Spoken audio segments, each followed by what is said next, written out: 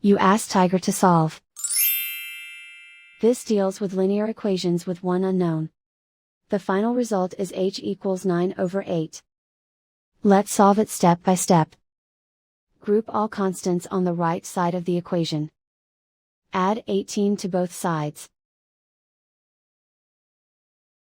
Simplify the arithmetic.